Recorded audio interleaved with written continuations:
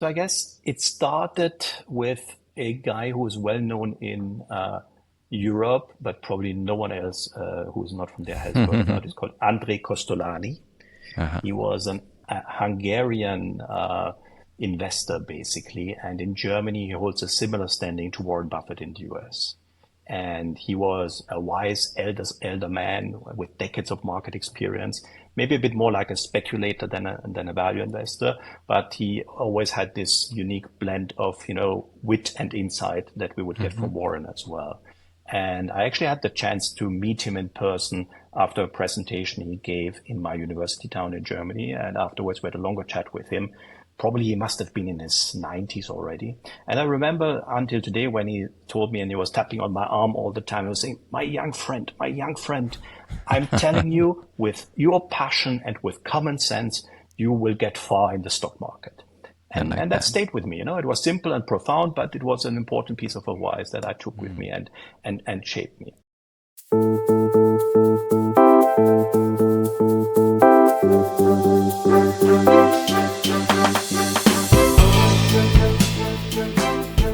Welcome to Talking Billions. We talk about big ideas, big inspirations, big topics. We take on the hardest topic of all, money. How to make it, save it, keep it. But our conversations lead us to an even bigger question, what it means to live a rich life beyond money. My guests share their practices, principles, and evergreen wisdom. I'm your host, Bogumil Baranowski, author, TEDx speaker, and investment advisor to wealth creators with patient capital and an infinite investment horizon. I work with families and individuals who aspire to grow wealth over a lifetime and generations through disciplined, thoughtful investments in durable quality businesses, while giving money meaning. Join me on this quest to unearth and share the wisdom of the ages. Let me share with you the podcast program disclosure statement. Blue Infinitas Capital LLC is a registered investment advisor, and the opinions expressed by the firm's employees and podcast guests on this show are their own and do not reflect the opinions of Blue Infinitas Capital. All the statements and opinions expressed are based upon information considered reliable, although it should not be relied upon as such. Any statements or opinions are subject to change without notice. The information presented is for educational purposes only and does not intend to make an offer or solicitation for the sale or purchase of any specific securities, investments, or investment strategies. Investments involve risk and, unless otherwise stated, are not guaranteed. The information expressed does not take into account your specific situation or objectives and is not intended as recommendations appropriate for any individual. Listeners are encouraged to seek advice from a qualified tax, legal, or investment advisor to determine whether any information presented may be suitable for their specific situation. Past performance is not indicative of future performance. None of what you're about to hear is investment advice. My guest today is Oliver Mueller. He's the Chief Investment Officer at Acresco Investment Management in Mauritius, a seasoned value investor with over 25 years of experience at JP Morgan, Merrill Lynch, Deutsche Bank across London, Frankfurt, Zurich, who since 2014 has helped elevate Mauritius as a center for financial innovation and sustainable investing, blending quality, value, and responsibility in his investment philosophy shaped by Warren Buffett, Charlie Munger, Paul Polman. Oliver, how are you? So nice to see you. Very good. Thanks, Bogumil. Thanks for having me. And I really love the introduction. I have a lot of fun with those introductions because I want to pack everything.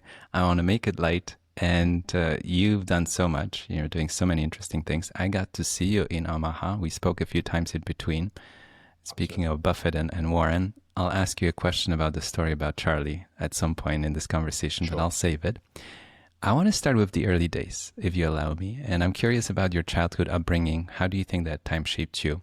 I'm specifically curious about the relationship with money and the career path that you chose. Okay. Yeah. Well, I grew up in the south of Germany near the Swiss border in the 1970s and 80s. It was a region shaped by the typical values of the German Mittelstand. So industrial, modest, and grounded.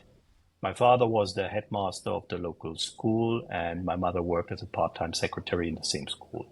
So we weren't really an affluent household, but we never lacked anything either. So life was steady, disciplined, and full of structure, as you would imagine in a German Mittelstand household.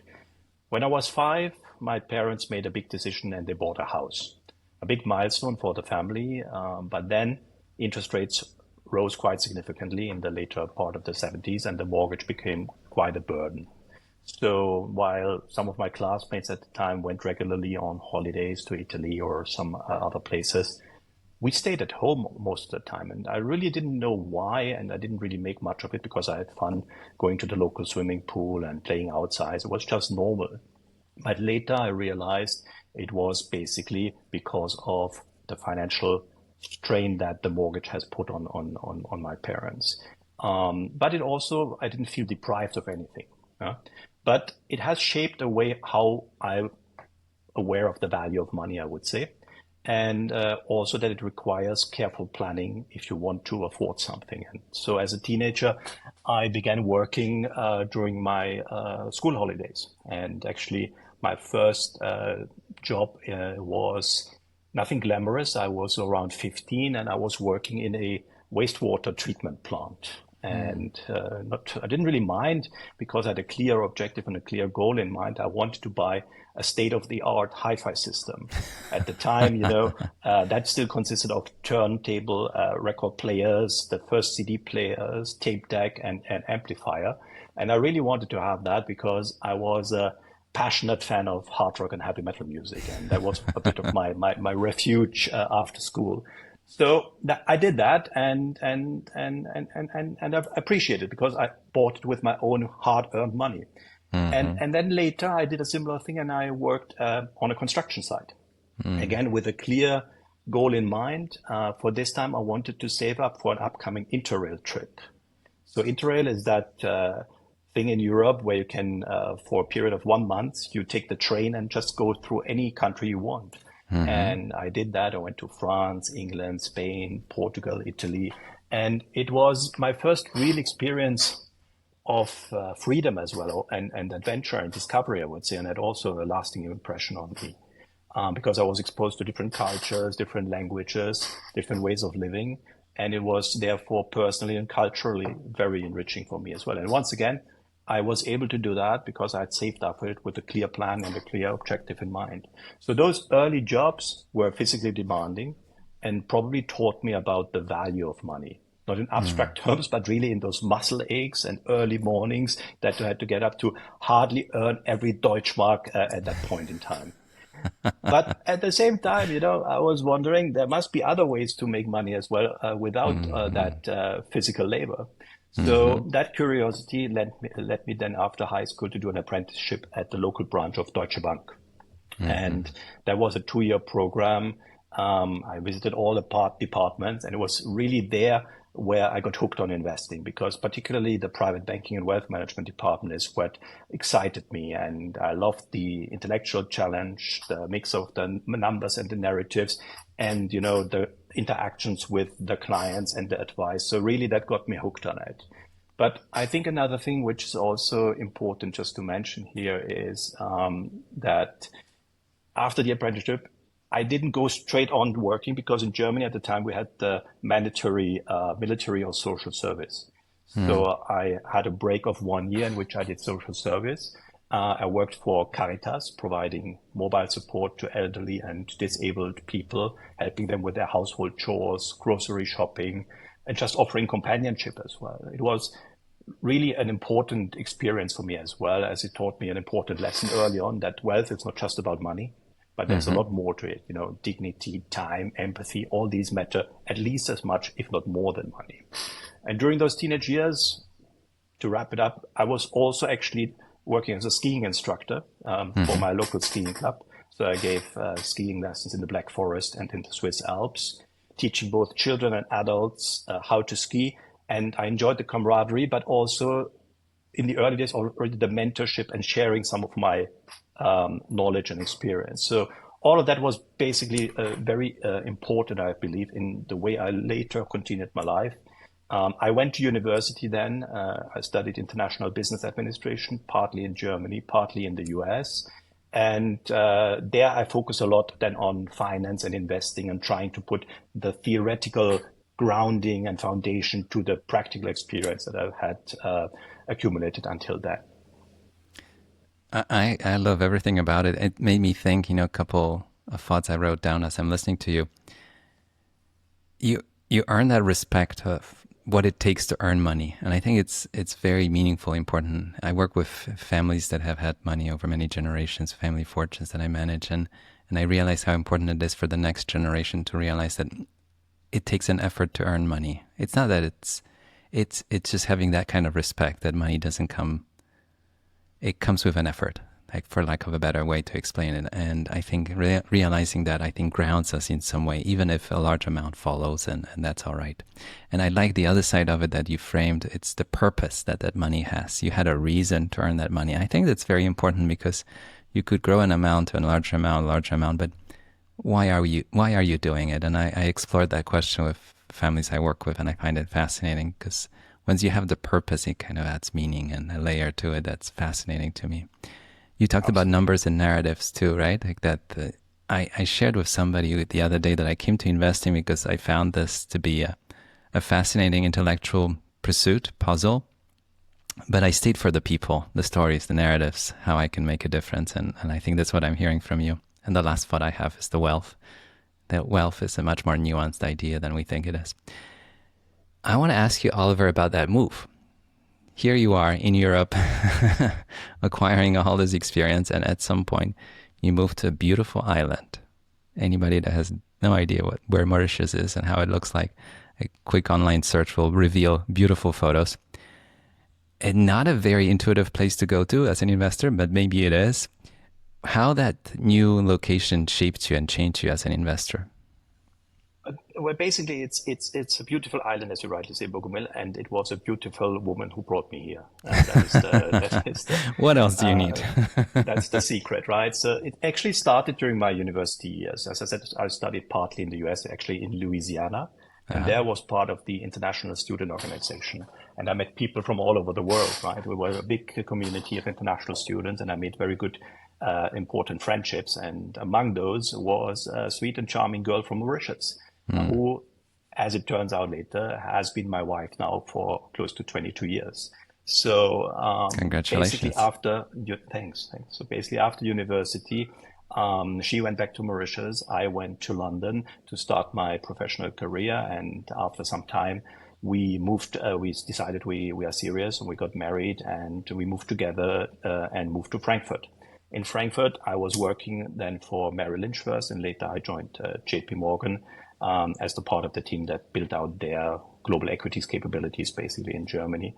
And after 10 years or so, my wife said, I love you and I like it in Germany, but, the weather is a lot of nicer in Mauritius, and, the family are also there. And could we not potentially consider making a move? And you have to put it also in perspective of the time, that was in the aftermath of the financial crisis, basically. And while JP Morgan was certainly still the best place to work in the industry at that point in time, still the work was demanding, long hours, starting early, coming home late. And we just had our daughter in 2010. And when I left the house in the morning, she was still sleeping. When I came home in the evening, she was already sleeping.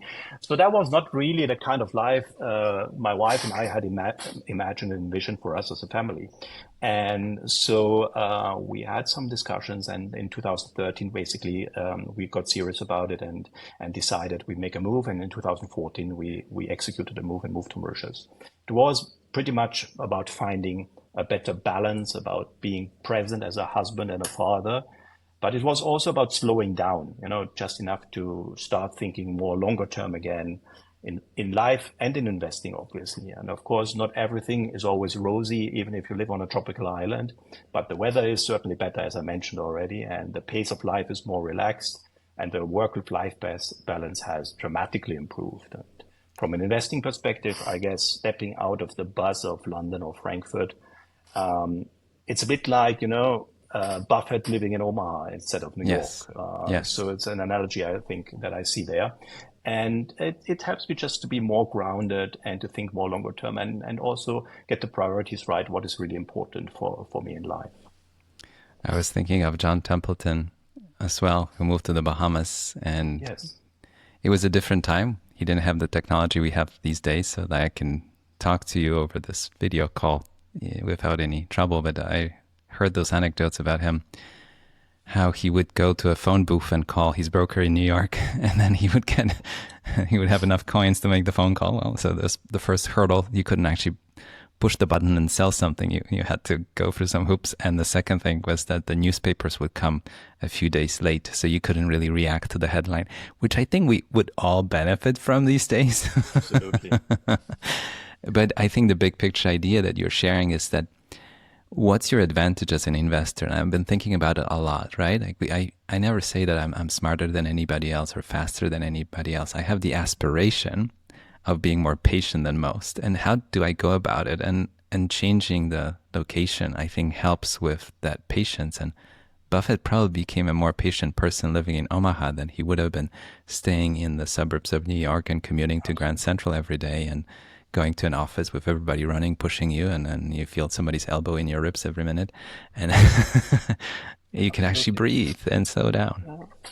And here actually it's like also never every morning you don't have to worry about what you're going to wear. You wear a polo shirt or a shirt and a chinos and you're well dressed, right? All year round. So no, that's very true too. Oliver, I want to ask you about the influences and the mentors. And we brought up some names already in this conversation, and you and I spoke about it before, and we had a wonderful conversation in Omaha.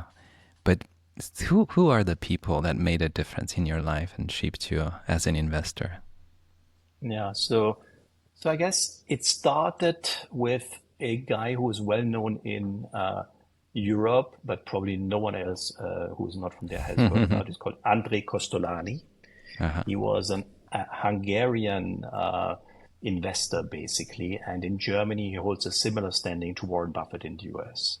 And he was a wise elder man with decades of market experience, maybe a bit more like a speculator than a value investor, but he always had this unique blend of wit and insight that we would get from Warren as well. And I actually had the chance to meet him in person after a presentation he gave in my university town in Germany. And afterwards, we had a longer chat with him. Probably he must have been in his 90s already. And I remember until today when he told me, and he was tapping on my arm all the time, he was saying, my young friend, I'm telling you, with your passion and with common sense, you will get far in the stock market. And that stayed with me. It was simple and profound, but it was an important piece of advice that I took with me and shaped me. And then later on, as I mentioned, after university, I went to London. So I started working for Merrill Lynch as a graduate trainee at that time. And then they sent me to New York for a 2 months graduate training program. And I had the great experience there that we had a 2.5 intensive course with Aswath Damodaran on valuation and corporate finance. And obviously, you and your viewers and listeners will all know that Aswath Damodaran is the person to talk about valuation. And it was really like, for me, having that intimate class with him was like an MBA course condensed into 2 or 3 days. So it was really important, right? And it was not just about the valuation techniques, but also about thinking about valuation and finding out what is the story behind the numbers. So that was another very important element for me, I guess. And then you mentioned in your introductory remarks Paul Polman, which is probably a bit less obvious as an influence. So Paul Polman, for those who don't know, he was the CEO of Unilever for about a decade. And consumer staples or consumer stocks was always something that I particularly liked when I was researching investments and looking at stocks. And Polman opened my eyes to the importance of sustainability and stakeholder capitalism. I mean, maybe you may have read his book, Net Positive. It's a book I recommend to everyone because it had really a lasting impact on me. Because in it, he made the case that, as a business, you should be an engine of progress, basically, not just vehicles for profit, but for the broader progress. And you should not just look at value in financial terms, but also how companies create long-term shared value for the society at large. So that was basically my first eye-opener into the world of sustainability, which I'm sure we can talk a bit more later. And then the obvious one, obviously, are Buffett and Munger. It's since 2018 that I've gone regularly to the shareholders meeting in Omaha. And those trips, as you know, and many people are saying, they are like pilgrimages. There's this very special atmosphere that you feel there. And it's just, for someone who has never gone, it's impossible to describe. And in Omaha, it really just clicked for me. It was like this light bulb moment. All of a sudden, everything that I've learned over my career and that I've experienced, it all fell into place and suddenly seemed to make a lot of sense, and how to put the pieces together. And in Omaha also, and as I mentioned to you when we met, before the shareholders meeting, I usually attend the Value Investor Conference at the University of Nebraska in Omaha. And also twice I took a class there at the university, which is called The Genius of Warren Buffett, which is taught by Bob Miles, who also is obviously an expert on Buffett and has written several books about him. And through that, I've also gotten to know a lot of interesting, like-minded people, and they share obviously their experience with me. One of them, very important person, even though we have regular interactions when I'm in Omaha, but they are short but very profound, is Robert Hagstrom.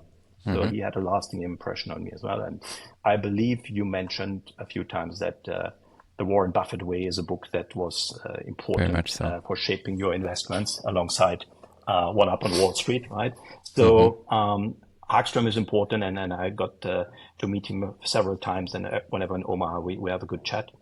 And actually, after I came back from Omaha this year, I did a little event for clients here with a virtual fireside chat with both Bob Miles and Robert Hagstrom. So that was also great to have them kind of feedback into the Mauritian community from what our impressions were in Omaha. So those are the people that probably everyone or a lot of people have heard of. And there's one last name that I want to mention because it's personally important to me.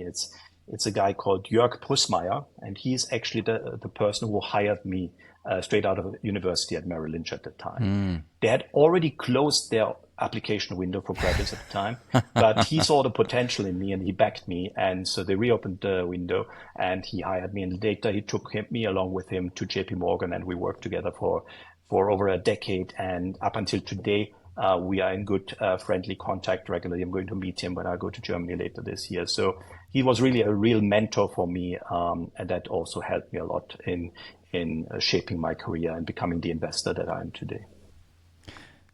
What a wonderful journey. So many incredible individuals. And I'll mention something that really struck a chord with me as I'm listening to you. That moment of encouragement that you had from the Hungarian investor whose name I'm not going to pronounce, but you remember it. Yeah, his fans and friends called him Kosto. Kosto. So his nickname, Kosto. What he did for you was just such a huge and important gesture, and had a ripple effect for your life. And I think those moments have a huge impact on us. And whenever we interact with people, I think we have to remember that one conversation, one gesture, one little encouragement can change the course of somebody's life. And I can list people like that in my life, and I can tell that you have people like that in your life. And the other thing you said, and I have this image of somebody holding the door open a bit longer. And I running around Manhattan at some point, and somebody holds the door, you have the papers and everything, and somebody holds the door. But anyways, this person held the door open for you to join Merrill Lynch and set you on a whole different path. Let's think of those individuals in our life, how both the encouragement and the door slightly open for just another minute. So whenever you really want something, think of these kinds of people in your life that they can make it happen. I got to talk to and record with both Professor Damodaran and Robert Hagstrom more recently, and fascinating conversations, valuation on one side. And to me, Robert is the interpreter of Buffett's approach. And I told you at some point, Peter Lynch showed me what investing is about as an intellectual puzzle, but Hagstrom showed me the way, playing on the title of the book, The Buffett Way. And I thought that he just has a way of distilling what I've been listening to, as you have for many years. But listening to Robert, it feels like that's exactly what I wanted to say. And Robert has the words to explain it. Absolutely. I want to ask you about sustainable value investing. It's a topic that's on your mind. You give talks about it. How do we approach it? How do we think about it? Yeah, so basically, as you heard already by mentioning some of the people that influenced me, I kind of it makes sense that the elements of value investing, sustainability, and quality investing all play a role, right? And being based in Mauritius, actually, as much as it's a lovely tropical island, we are not only exposed to the beauty of nature, but also to its fragility. So there is, erosion, beach erosion, rising sea levels, regular tropical cyclones. So sustainability is very tangible here and very important. So with that in mind and thinking back about all those elements which shaped me, I thought, somehow if you put those blocks together, that should make up for a good philosophy that is not only, sounding good on paper, but also actually working in practice. So our approach starts at the quality side of things. So this is your classical identifying the companies with a strong moat and high returns and things like that. So this is where we start off. So that's the very first filter, if you wish, that we look at when we look at the market, trying to screen for new stock ideas. Once we have identified those companies which are of high quality in a financial sense, so to speak, we want to make sure that they are also high quality from a sustainability or responsibility side of things. So basically, they need to be managed by good managers who are responsible and ethical, and also taking into account the broader stakeholders and not just trying to maximize shareholder value. So we take quality, then we look at responsibility. And then once we have drilled down the universe to those stocks or companies that meet those criteria, then of course we try to buy those where we believe that the share price doesn't reflect the intrinsic value, where we have your classical margin of safety. So that's how we have shaped our unique investment philosophy and approach, and that's what we implement across all our portfolios here at Acresco. And I think it's an approach which is probably pretty unique from the point of view that probably a lot of classical old school value investors will invest in certain sectors that we won't touch for sustainability reasons and things like that. So I think, but it works for us, both on a philosophical, but also on a practical and on a returns point of view. And that's how we termed it sustainable value investing. And we want to be known and understood and recognized for that particular approach. It's yet another filter that you apply on top of all the other ones, and it makes absolute sense to me. I think when I think of accounting financial statements, they don't capture the entire picture on so many levels, and I don't want to fall into any rabbit hole here. I mean, stock-based compensation is one of them. I had a guest on the show and talked for 45 minutes about stock-based compensation, so I'll leave it to him. Kevin Koharki, who will be on the show or appeared by the time this one airs. But anyways, when you think about the cost of doing business, and I'm thinking old school chemical plant that pollutes the river, that pollutes the land, and then nothing can grow within miles and miles, and maybe the town has trouble with getting good quality of water. But on the financial statement, you show, hey, I'm making a really good margin, I'm getting really good returns on the capital deployed, but you're not capturing the full picture. And I don't have an immediate solution here, but I think about it a lot, that we are not capturing the entire cost of doing business with the accounting that we have. And I'm not saying change the accounting, but just change the analysis. Like, think of it. What's the entire impact? And sometimes it's the positive impact that a business has that we don't capture. And I thought about airlines the other day. I was flying quite a bit in May. I think you were too, coming to Omaha. And I was thinking how everybody hates on airlines, the worst business in the world.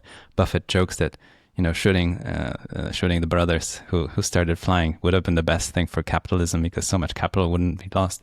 But then I was thinking, airlines actually created a lot of value. They haven't captured the value. And I'll explain what I mean.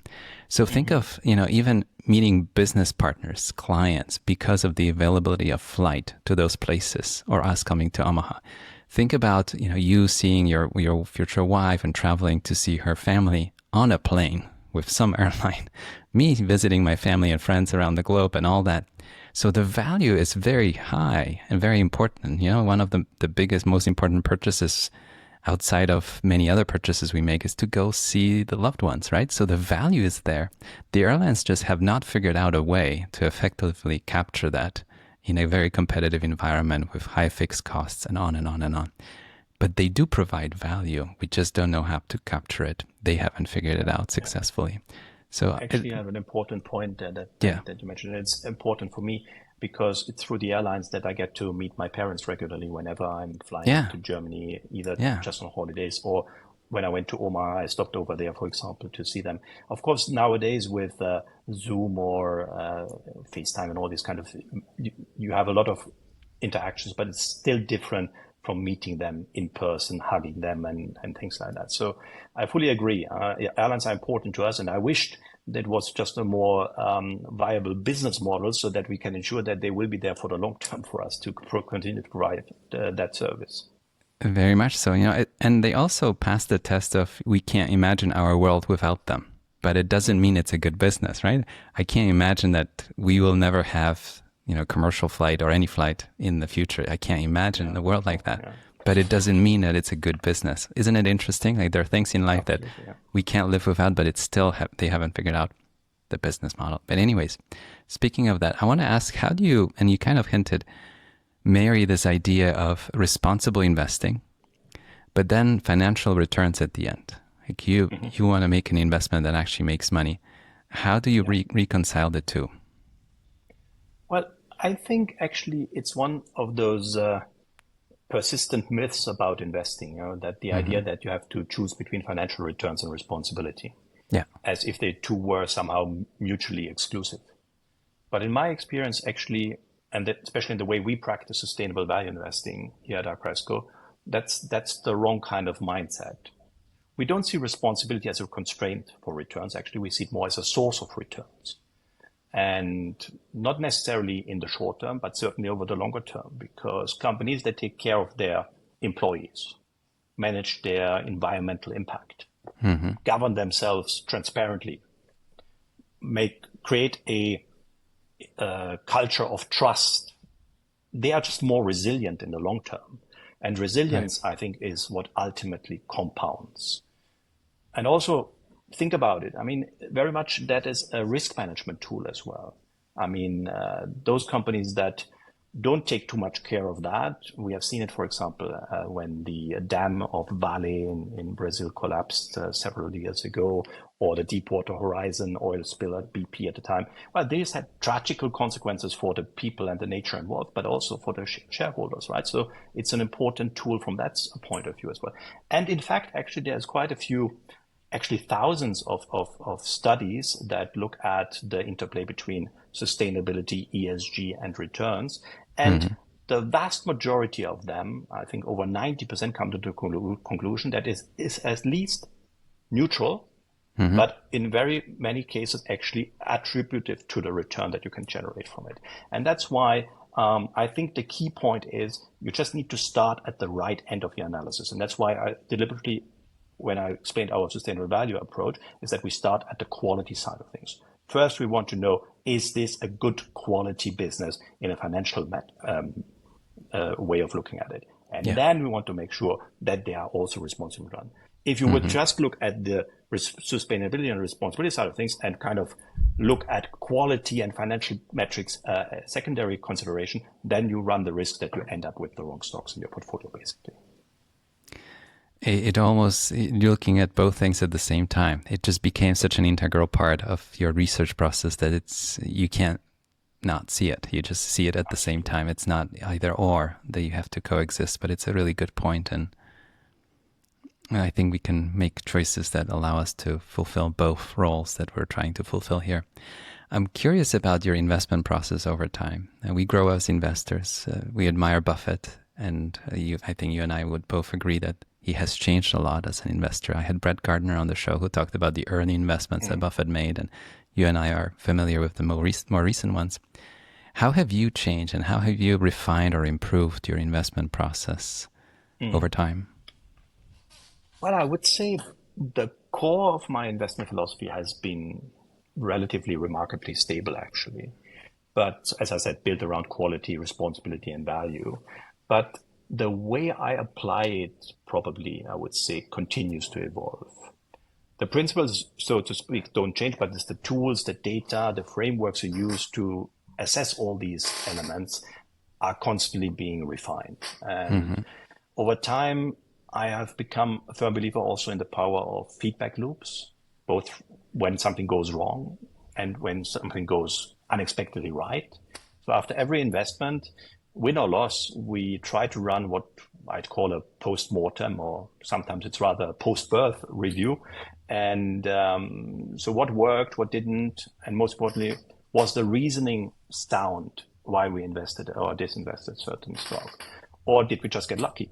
And that's where the real danger is if you mistake an outcome for your insight and it has just been luck, right? So try to assess all this regularly. And even with successful investments, I ask myself, would I make the same decision again today with the same information that I had at that point in time? Yeah. And if the answer is no, then it means that the outcome was right for the wrong reasons, right? And that's a sign when the process needs to be improved then. So it's kind of the discipline in separating the process from the outcome, what I try to refine. And that's, I guess, what comes over the years with age or experience, that you get more into those reflections and they come also more naturally to you. And then the other thing is something we know from Charlie Munger, right? It's the principle of inverting. So not just asking what we got right or what I got right, but also what would have happened if it had gone wrong? And sometimes the absence of a bad outcome is just as important or revealing as the existence of a good outcome. So that's important. And then the other thing, I think we briefly alluded to probably on the questions about who influenced me. I think it is important that you get external calibration. So I regularly try to exchange ideas and thoughts with other thoughtful investors. And people who challenge my assumptions, people who agree with my assumptions, people who ask uncomfortable questions and force me to explain things clearly. And very often it's the power of putting an investment case simply in a couple of sentences. And if you can't do that, there's something wrong, right? Because if you can't say in a short sentence why you like a stock or why you bought a business, then you just need to start wondering, have you really thought about it long enough in the right way? So it's surrounding yourself with those people that you can exchange ideas with. And I have a few friends from Omaha that I met in Omaha over the years that I do regular calls with all over the world. We exchange ideas. We talk about different businesses. Meetings in Omaha are important. Short exchanges with the likes of Hagström, or when we met over a coffee and the discussions. Those are things which are very important for me and help me in refining my thought process and my investment process. Investing can be a very solitary pursuit. I mean, in theory, we can close ourselves on an island, or as I did at some point, in a cabin in the woods for a period of time during COVID. And I want to ask you about COVID in a minute. But then we realize I grow as a human and as an investor, interacting with people like you, with guests on my podcasts, and the crowd that I meet at a very handful of events that I go to, including Omaha and Clusters and one or two more. And I realize that these are the moments where I learn more about my blind spots. And when people ask me to give a talk, I always say, it's just an experience of one person. Poke holes in what I'm about to say. I'm here to learn as much as you're here to take something away from it. And I have this big idea of, I want to be the least wrong. I didn't go into investing to be right. I think it's a very dangerous proposition. I'm just trying to figure out how I can be wrong. And it's not that I'm pessimistic. I'm very optimistic, but I want to cover my bases first. And the point that you're making about inversion, I love the concept. And Munger's I reintroduced us to this ancient concept that existed for a few hundred years. But asking yourself in any pursuit, not just investing, what is it that you don't want? Right? You go into a restaurant before you open the menu. What is it that you're 100% sure you don't want to see on your plate? It's a good starting point. And especially in investing, because it frees up your mind and attention to the things that actually matter to you and you do want. And I'm not saying it's easy. It actually took me years to develop a checklist of things I don't want. But once I did that, I feel like my brain capacity can be deployed in a much more productive way. And I don't even have to worry about the things that can get me in trouble. I'm not saying that anything is certain in investing, absolutely not. But you can eliminate quite a bit of headaches because of going about it. I talked to Robert Hackstrom about drawdowns. The big point he dropped that I liked, he said, drawdowns don't matter. And I agree with the fact that volatility is not risk. And I think Bill Miller called it price to admission price if you want to be an investor. I talked to Chris Mayer about drawdowns, how, they are inexperienced. But I would separate two kinds of drawdowns. One is self-inflicted when you're running a concentrated portfolio and just your stocks are not playing along for the time being. And then there's the big picture that I want to ask you about, a major market crisis. You and I have lived through a few. And since we are both, I feel, very young still, although we've been doing it for longer than we're willing to admit, we will see more than one of these in the next few decades, hopefully fewer than in the past few decades, but it's a given. It's a given. What have you learned from the dot-com bubble, '08, COVID? What have these experiences taught you? Well, it's probably fair to say that the market didn't waste much time in teaching me humility. I joined Merrill in London on the 1st of March 2000. Mm-hmm. And you know what happened almost exactly a week after that? Was the peak of the Nasdaq. Oh, yeah. Yeah. At the time, we obviously didn't know it. Yeah. But, that was the beginning of the deflation or the bursting of the dot-com bubble. Yeah. So that was probably, people might have thought, unfortunate timing, but I think it was actually very good timing because it taught me a lot of things going through that experience as I continued to learn the business. And as I mentioned earlier on, I was in New York for that training program with Damodaran. So just shortly after that, coming back to London, there was this annual TMT conference that Merrill's hosted every year, where the who is who of the telecom, media, and tech space was presenting, analysts, companies, and so on. And there was one presentation in particular that stood out and that I remember vividly until today. And the title was something like Valuation in the New Era of Telecom, Media, and Technology. Mm-hmm. So I was listening there, and the speaker basically made his case and say, with all those traditional methods, DCFs, PE ratios, and so on, you can justify exactly 50% of today's market valuation. So me coming straight from university and back from Damodaran's class, I say, well, this surely cannot be good news, right?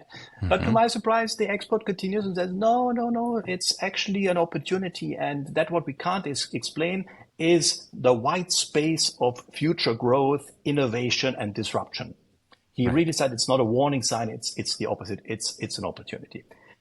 Now, the thing is, that white space turned very shortly afterwards into a black hole that sucked up trillions of market cap, right? So that experience left obviously a lasting impression on me. So when the narrative drifts too far away from fundamentals, it's always the gravity that wins eventually, right?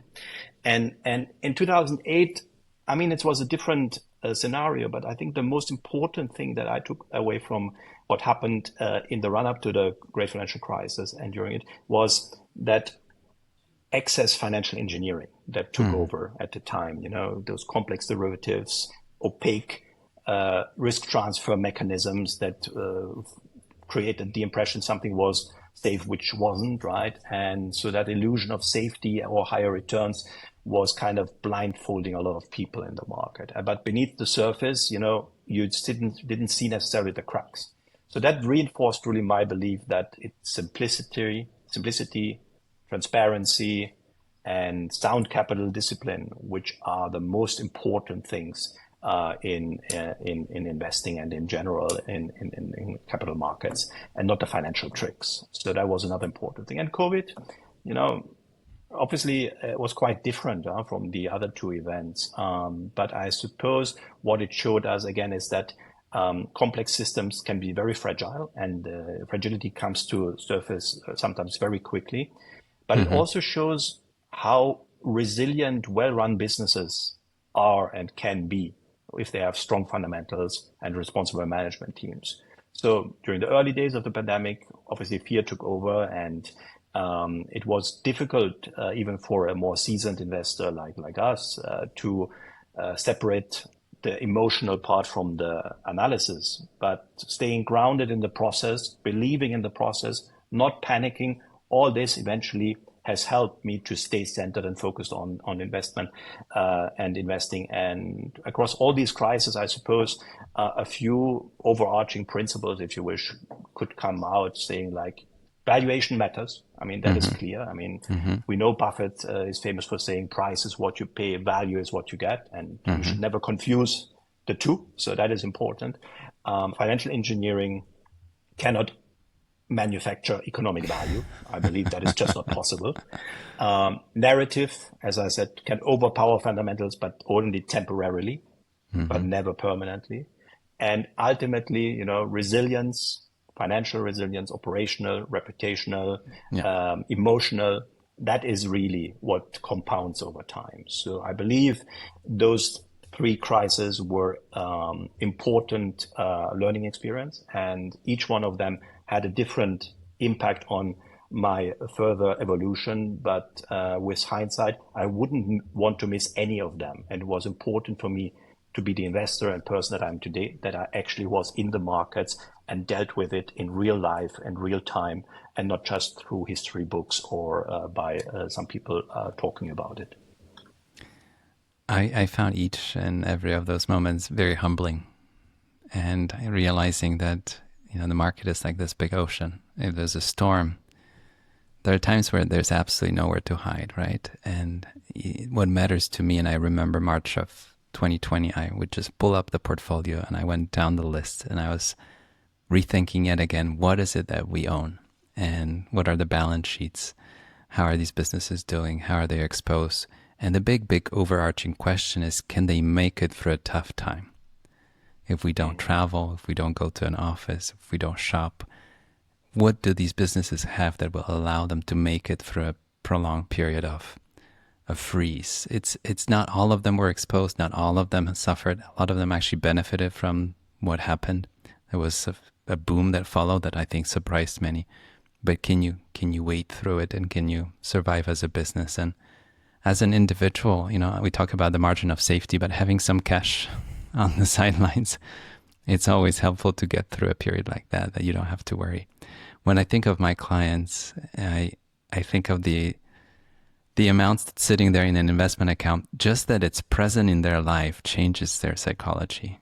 Like they might not need it, use it, but it's just there. So having that kind of a buffer for a tough time, that you can wait it out. But each time it's very humbling, because each of those moments was very, very different in nature and worked out very differently. But I did take some really tough calls from fellow investors in March of 2020 who just couldn't take it anymore. And some of them sold everything at the bottom of March 2020. And I remember those calls, and they were much more experienced than I am. So I know that investing is an intellectual pursuit, but Buffett reminded us in the introduction to Ben Graham's book, the emotional makeup is not provided in the book. You have to provide it.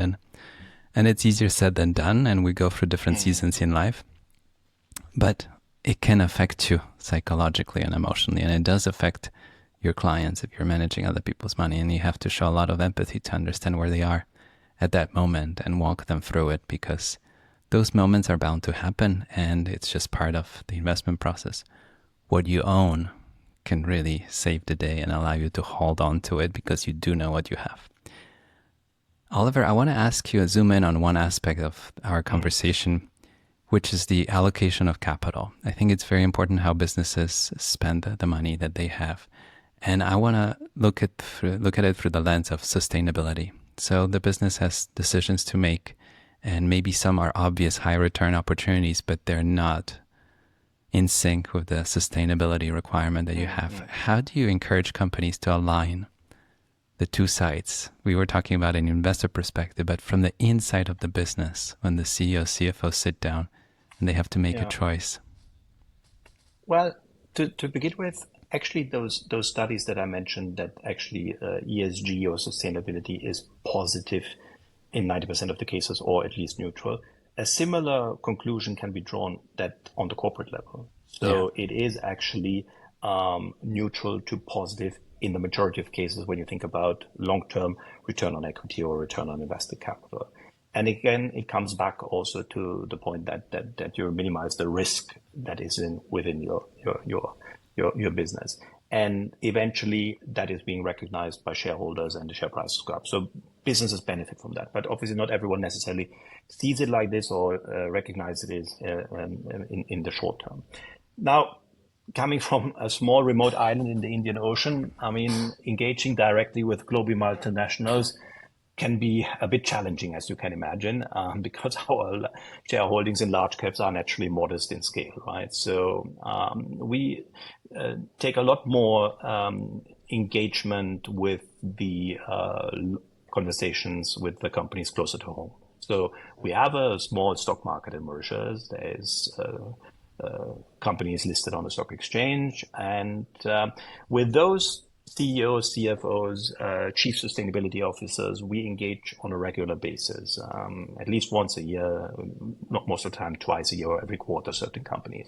And in those conversations, we not talk only about financial statements. So we engage on capital allocation in a broader context, long-term strategy, and increasingly environmental, social, and governance matters. So ESG. Actually, sustainability and ESG is a very important topic on the top of minds of all the business leaders in Mauritius for the same reasons I mentioned earlier. Right? We're facing the impact of it in terms of longer periods without rain, more severe storms, beach erosion, and things. And so it's very important, and that actually is very good for us because the mindset is already aligned between us being the investors and the listed companies. So how do we engage with them? We try to be constructive but clear. We encourage management teams to integrate sustainability directly into their capital allocation decisions, not just as a side initiative, but as part of the overall long-term strategic plan. So good governance is extremely important. That is probably the biggest focus that we have in those conversations, but also then, which comes more natural probably, is the environmental responsibility and social impact, which are important. So it's basically conversation, dialogue, and sharing ideas and best practices. And at Acresco, we are actually signatories to the United Nations Principles of Responsible Investment, which gives us also access to the broader network of the UNPRI. And earlier this year, before going to Oman, we hosted a joint breakfast together with the head of UNPRI Africa, who came over to Mauritius. So we did a joint information session and talked about it. Within our broader group of companies that Acresco is a sister company of, we have an ESG consulting unit, which also obviously helps us with the dialogue. So it's very well integrated, and we try to do it on all levels. But it's mostly about creating awareness of the importance and seeking a constructive dialogue with the companies, rather than pushing for change or activism and things like that. Those things, in any case, wouldn't work in Mauritius from a cultural and point of view. So it's more those collaborative approach that we try to engage on regularly. I think it's a dialogue, just from my experience talking to managements over the years about how they run the business. And I remember those experiences where I would be the only one asking questions about anything that had nothing to do with the quarter, with the future of the business. And I have to tell you how many times the CEO would say, "Hey, can you stop? Can you stay out and tell me what you had in mind?" Because nobody asks us about anything beyond the quarter. And you're expanding this discussion beyond that to a whole different element. And I think just the fact that the question is asked and it's present in the room, I think opens up our imagination and the awareness of everybody involved. Like, oh, we haven't thought about it. And as humanity, as a civilization, 50 years ago, 100 years ago, we were not thinking about it. A lot of things, cutting down trees, polluting the water, ruining the soil, ruining the air, erosion, and all those things. We were just not thinking about it. Now we are much more aware of it, and there are rules and regulations and practices. And I think we're just scratching the surface. And I think there's a lot more that we can do and have a more holistic understanding of what kind of an impact we have when we do business. Okay. And I think that leads me to the next question I have for you, which is the future. How do you see the future of sustainable investing globally? I think it is definitely here to stay. And the landscape is evolving. And of course, I mean, you know better than me, being in the US, that there's been some backpedaling, particularly in the US, where the topic has become increasingly politicized. But in Europe, and especially in Africa, the commitment to sustainability remains as strong as ever almost.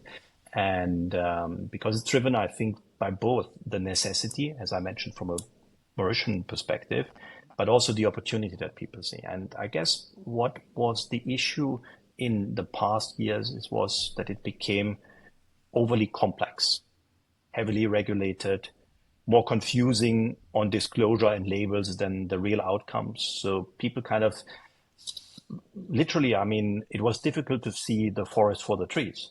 Right. And along the way, then we had those issues with greenwashing, where people were just trying to put a label on something, so without any substance to their sustainability claims. So all this were obviously not good developments, but maybe needed for the reset that I think we are seeing at the moment and will continue to see. It's about, basically going back to fundamentals, refocusing on what really matters. What are the material risks that we are addressing with sustainable investing? Corporate governance, once again, extremely important. Environmental and social responsibility. And above all, this should drive long-term value creation. So I really don't think it's about how you call this article or how you name that regulation. It's about the essence, what we want to achieve. We want to invest in companies that are there for doing good, not only for their shareholders, but for the larger society and all of us. And I think when we think about those basics, it is rather natural for me that I incorporate that in my investment decisions and everything I do in my life. So long story short, I believe there is a reset happening. I believe the pendulum has probably swung too much in favor of sustainability as a marketing tool in the past. Then it has swung too much in the other direction in terms of saying, no, it's not good. We don't need to do it anymore. It will come back to a more natural equilibrium that will refocus all our attention, hopefully, on the right things that matter. And so therefore, I think it will be an important and ongoing important element, not only in our investment process, but hopefully also in the minds of each and every one of us. Bottom line, it's here to stay. Yeah. Oliver, I want to ask you about Tai Chi. What are the most counterintuitive lessons you've learned from Tai Chi that apply to investing? Yeah, maybe I should give some background why you're asking me this question first. Because so I've been practicing Tai Chi for nearly 2 decades now. Mm-hmm. And over time, I've become actually increasingly aware of how closely the principles that are behind Tai Chi if you analyze a lot mirror of the those of mistakes that they values. make. I mean, on the surface, you might think they seem worlds apart. One is a slow, meditative martial art rooted in Taoist Chinese ancient philosophy. The other one is grounded in numbers, financial markets, and facts, so to speak. But at their core, if you think about it, both disciplines reward patience, discipline, and the ability to flow with external forces rather than reacting emotionally. So the most counterintuitive lesson I've taken from Tai Chi is the idea that true power or strength can come from stillness, from waiting, from knowing when not to act. People assume, success often comes from constant movement, changing things. But in Tai Chi, we learn that power is built through patience and control, not by speed or force. Uh-huh. And that's actually very similar to what we know in investing. And if you think about it, very often we're waiting for the right opportunity, the right time to buy a stock. We have it on our watch list, but rather than jumping into it, right, we say, no, we need to make sure that it comes to the level of which we feel comfortable also in terms of the valuation side of things. And reflecting on this, I always thought, this is something that no one has really spoken about. A lot of investors say, okay, Stoicism has influenced them. And for me, it's really this, right? And I had this idea at some point that I put that down in writing. So I started earlier this year a LinkedIn newsletter that I call the Tai Chi Investor, where I try to put those principles together. But that idea had been with me for almost 2 years, and I never really thought about writing it down. And it was actually in Omaha in 23, I believe, after the Value Investors Conference. I had a chat with Vitaly Katzenelson and his son Yona in particular, and they actually encouraged me to go ahead with that idea, to write that newsletter. I said, but I don't know which platform to use. I don't know if someone will read it and things like that. And Vitaly actually said something which is very Tai Chi like, if you wish. He said, don't get stuck by all those details, just start. Even if no one reads it, at least it helps you to structure your thoughts. And that's what I did. But it took me still 1.5 years, still earlier this year, to actually put it into action. And I think it's something that helps me to think further about my process and the way of investing. And one of the elements, coming back to what is maybe the most counterintuitive, everyone thinks about Tai Chi of being this slow motion martial arts, shadow boxing kind of thing. But there is moves in there which are quite explosive. We call that concept in Tai Chi, we call that Fajin. That's an explosive release of stored energy. And that's the idea that after cultivating patience, balance, and control, you unleash the power decisively and immediately at the right moment, but without brute strength, but with a refined force and clarity. And that makes me thinking about investing. It's a bit like, the Fajin moment when Buffett was buying American Express in the salad oil scandal episode. Right. Yeah. Or when he started to buy a lot of things during the financial crisis. So he didn't chase the trades, but he had waited, built up cash, patient, and when the time is right, he goes in and he buys quickly and in size. And it's actually a natural analogy to what I just described in terms of Fajin in Tai Chi. So for me, it's actually not counterintuitive. It's very intuitive, but someone who's probably not so much into it, it might sound counterintuitive to start with. But you summarized the essence of investing, at least the way you and I and our friends see it. By the way, Vitaly is a good friend and he was on the show, and I love his writing and he thinks through writing. And I'm so happy that you're writing and sharing those ideas, because I know people will read it, but you're already getting the benefit of just organizing your thoughts, which is something I love about writing, because it's one thing to have a vague idea or a thought and actually sit down and write it, and then write it in a way that somebody will read when you're not in the room to correct them in any way.